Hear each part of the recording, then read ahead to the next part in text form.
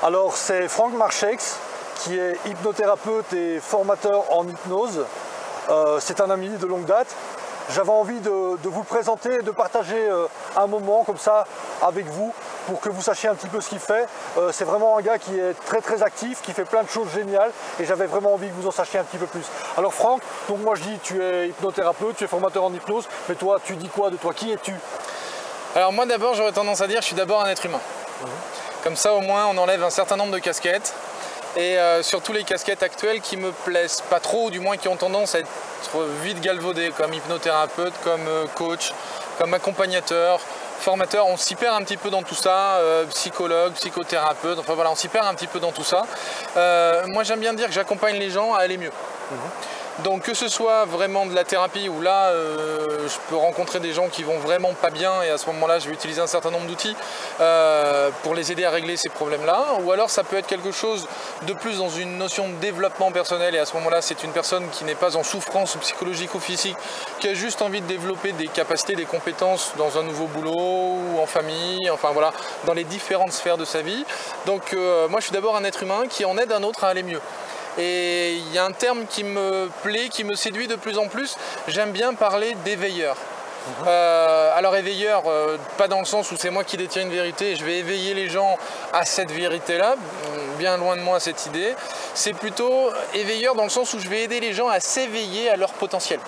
C'est-à-dire que chaque personne a un potentiel incroyable et dans 90% des cas, ces gens-là ne s'en rendent pas compte. Et donc sont confrontés la plupart du temps à des problématiques de décision, des problématiques de vie, des problématiques récurrentes.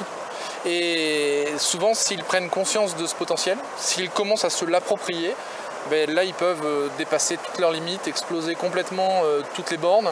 Et comme on dit, au-delà des bornes, il n'y a plus rien, c'est la liberté. Bornes, ouais. Donc du coup, c'est vraiment j'allais dire le meilleur chemin pour bien vivre, vivre heureux et vivre en harmonie. Vraiment, je crois que c'est le terme principal. D'accord. Tu parlais d'être un éveilleur, hein, que c'était un terme qui te convenait bien, qui te séduisait. De l'éveilleur à la mission, il n'y a qu'un pas. Est-ce que tu considères que dans la vie, dans le monde, tu as une mission? J'en suis même sûr. J'en suis même sûr. J'ai un parcours de vie qui est un petit peu particulier. Moi, je viens d'abord de l'université. Et à l'université, j'ai d'abord eu un parcours très technique, très technicien dans un domaine relié à tout ce qui est développement de l'informatique et des nouvelles technologies. Et ensuite, là, j'ai rencontré des gens fabuleux qui m'ont, eux, plutôt orienté. C'était des enseignants de l'université qui m'ont orienté vers les sciences de l'éducation. Et là, je me suis formé aux sciences de l'éducation, à la compréhension que l'être humain, il avait une capacité à apprendre. Et on apprend à être heureux comme on apprend à être malheureux.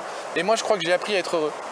Et c'est quelque chose qui est très ancien dans mon existence et dans ma vie, puisqu'aujourd'hui j'ai des souvenirs de cette décision vraiment de dire t'as pas le droit d'être malheureux. Ça datait à peu près de mes 8 ans, 7-8 ans. J'ai ma maman qui est orthophoniste, donc qui travaille avec des enfants handicapés. Aujourd'hui elle est à la retraite, mais elle a travaillé longtemps et quasiment, enfin pas quasiment, toute sa carrière elle a travaillé avec des enfants handicapés. Et je la visitais dès que je finissais l'école, j'allais dans ce centre d'handicapés. J'ai grandi avec ces enfants-là, c'était des amis. Et plusieurs fois, je me suis pris des claques puisque j'ai cru que quand j'étais enfant, parce que je marchais, et que par exemple, j'ai une anecdote amusante d'un concours de basket, d'un jeu de basket, en me disant faut pas y aller trop fort parce qu'ils sont en fauteuil et puis pas moi. Et j'avais une dizaine d'années, quelque chose comme ça. Et puis en fait, quand je me suis pris une grosse pilée, je me suis rendu compte que même si je me mettais à fond, j'arrivais même pas à être à leur hauteur. Parce qu'ils étaient tellement forts dans leurs bras, par exemple, qu'ils étaient capables de mettre des paniers de l'autre côté du terrain. Quand moi, déjà aux 3 points, j'avais à peine du mal à envoyer le ballon. Et là où vraiment j'ai eu une sorte de basculement, c'est quand à l'âge de 18 ans, j'ai été voir ma maman, et, toujours dans le centre, et elle me présentait des nouveaux résidents qui arrivaient. Et puis, au loin, je voyais un enfant qui pilotait son fauteuil roulant avec son menton. J'étais assez curieux, je demandais ce qu'il avait, le jeune garçon, est-ce que c'était de naissance, est-ce que c'était un accident? Et en fait, ce garçon, il avait 18 ans comme moi, et en fait, à peine un an auparavant, il avait décidé en fait de jouer avec des amis en plongeant dans un lac, sauf que dans ce lac-là, il n'y avait pas de profondeur. Et donc ça lui a brisé les vertèbres et il est devenu tétraplégique, incapable de bouger, etc. Et je crois qu'à ce moment-là, à 18 ans, quand j'ai pris conscience de ça, je me suis dit, tu n'as pas le droit d'être malheureux. Quand tu as des petits problèmes au quotidien, c'est des petits problèmes au quotidien, mais quand tu as la capacité de mettre en perspective comme là ça me le renvoyait en pleine tête avec cet enfant-là et avec tous les autres qui étaient autour de moi, où moi je me rendais compte que j'étais en pleine santé, j'avais des problèmes comme tout le monde, à 18 ans pas de copine, ou alors celle que j'avais ça allait pas, enfin bon, il y avait plein de choses qui allaient pas, mais en fait comparativement c'était quand même strictement rien. Et comme à chaque fois je crois que ça c'est quelque chose qui est ancré très très profondément à l'intérieur de moi, bah, évidemment je vais vivre des moments pas bien dans ma vie, mais à des moments je vais me rendre compte qu'en mettant en perspective tout ça, bah, en fait c'est pas bien grave. Et je crois que ma mission, c'est vraiment de participer à cette évolution-là. Je parlais d'éveil, donc c'est vraiment le fait de partir dans cet éveil et de partir dans cette découverte. C'est aider les gens à se rendre compte que les petits tracas de la vie ne sont pas très importants et que quand on est en capacité de voir ça, souvent la vie elle est belle, même si on n'a pas autant d'argent qu'on voudrait, même si on n'a pas la voiture qu'on voudrait, même si on n'a pas le métier qu'on voudrait, même si quelquefois on a des petits bobos de santé, des choses comme ça, c'est pas bien grave tout de même parce qu'en totalité il y a plein de choses à côté qui vont bien. Et quand on se rend compte de ça, on a une capacité intérieure qui est décuplée et on est capable de tout écraser devant soi pour vraiment foncer et aller là où on a envie d'aller. Donc ouais, j'aurais tendance à imaginer que ma mission c'est aider les gens à avoir cette découverte-là. Et je suppose que toutes ces choses que tu as vécues, toutes ces richesses que tu as accumulées, ça a modifié, ça a changé ton approche et ta vision du monde. Alors ton approche et ta vision du monde aujourd'hui, c'est quoi? C'est une vaste question. Est-ce qu'on aura le temps de le faire dans une aussi courte vidéo? J'en suis pas sûr. Ma vision du monde. En quelques mots? En quelques mots, j'ai un peu tendance à dire que je préfère les idées aux hommes. Puisque je trouve que les idées, on a de bonnes raisons souvent de se battre pour ces idées, pour les idées de quelqu'un d'autre. Si on est vraiment face à un leader qui a vraiment envie de nous emmener, on peut tout à fait se battre pour ces idées-là. Mais par contre, les hommes, j'aurais tendance à être un petit peu plus sur la réserve. J'ai eu ma compagne au téléphone tout à l'heure qui me disait qu'une de ses amies qui travaille dans un refuge, notamment pour les chiens et les chiens abandonnés. Et là, on est en pleine période de vacances, on est au mois d'août. En une semaine, ils avaient récupéré 17 chiens sur les aires de repos des autoroutes. En moins d'une semaine, d'ailleurs, je crois. Donc, je crois que quand je vois ce genre de choses, ça a tendance à m'exaspérer. Alors là, certains diront ce ne sont que des animaux. Il suffit d'aller dans des pays juste à côté de chez nous pour se rendre compte que des animaux passent aux hommes et que les hommes se traitent pas forcément très bien. Donc j'aurais tendance à beaucoup plus croire dans les idées que dans les hommes. Des hommes sans idées, ça fait pas des belles choses. Par contre, des hommes avec des belles idées, ça fait des choses fabuleuses. Alors, évidemment, tout ça, c'est un beau chemin de vie. Tu as une expérience dans la relation d'aide, dans l'accompagnement. Quel conseil aimerais-tu donner à des jeunes qui aimeraient se lancer? Pardon? Qui aimeraient se lancer? Qui aimeraient se lancer, qui aimeraient oui, faire de leur vie une vie au service de la relation d'aide. Écoute, alors tu parlais d'expérience, oui. Je suis très très heureux d'annoncer qu'au mois de septembre, je vais fêter mes 20 ans d'enseignement. Alors, c'est pas la barbe, je suis quand même relativement jeune, c'est que j'ai commencé très très tôt à enseigner. Je suis passé au développement personnel assez naturellement parce qu'avant je travaillais et j'enseignais notamment la danse et la danse de salon, les danses de compétition, etc.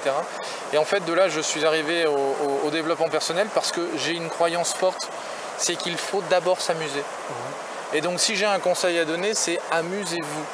Sortez du carcan un petit peu. D'ailleurs, dans plein de formations, malheureusement, on a tendance à faire des choses un petit peu trop compliquées ou un petit peu trop sérieuses. Il y a une phrase qui me plaît beaucoup, c'est « Faites les choses sérieusement sans vous prendre au sérieux. Amusez-vous, faites des choses vraiment qui vous passionnent et vous verrez qu'aucun mur ne pourra vous arrêter. » Chouette, ça c'est un très bon conseil, je trouve. Je te rejoins tout à fait. Merci. J'aimerais terminer en te demandant, tiens, ton actualité du moment, c'est quoi? Alors j'ai une grosse actualité et en même temps la vidéo va être diffusée peut-être légèrement avant le lancement du projet. La grosse actualité c'est un projet de gros site gratuit que je suis en train de développer là actuellement avec des amis qui m'aident justement dans le montage des vidéos, etc. Et en fait je rencontre tous mes amis qui sont coachs ou formateurs ou professionnels de la communication, de l'accompagnement, professionnels de tout ce qui va être autour de la communication, que ce soit de la communication de base ou de la communication de haut niveau. Et je vais les filmer et sur des formats relativement courts, entre 5 et 10-15 minutes grand maximum. Je les interroge en fait sur quels sont ces outils qu'ils aiment. Quels sont ces outils de coaching, quels sont ces outils de thérapie, qu'est-ce que l'hypnose, qu'est-ce que la PNL, qu'est-ce que l'analyse transactionnelle, qu'est-ce que la Gestalt, qu'est-ce que Ho'oponopono, qu'est-ce que tous ces outils-là qui sont un petit peu mystérieux quand on les voit de l'extérieur, et j'avais envie de rendre ces choses un petit peu plus, j'allais dire opérationnelles, ou en tout cas les faire découvrir au grand public. Et au-delà de les faire découvrir au grand public, peut-être même que les experts aient envie de partager sur ce domaine-là. Donc pour l'instant, je vais voir surtout des copains, et des copains de longue date, parce que là, ça fait un moment maintenant que je fais ça, donc ils ont tous accepté. Aujourd'hui, on est déjà avec presque 80 vidéos qui vont être diffusées une semaine après l'autre. Et le site s'appelle Confidence de coach. Alors, petite confidence de coach pour continuer. Je vais vous dire que j'étais un petit peu au courant de ce projet puisque j'y participe moi-même et que c'est pour ça que Franck et moi, nous nous retrouvons aujourd'hui à Pralognan-la-Vanoise, donc en plein dans le parc de la Vanoise, dans un endroit magique, magnifique. On est au pied d'un glacier, il y a un torrent à côté de nous.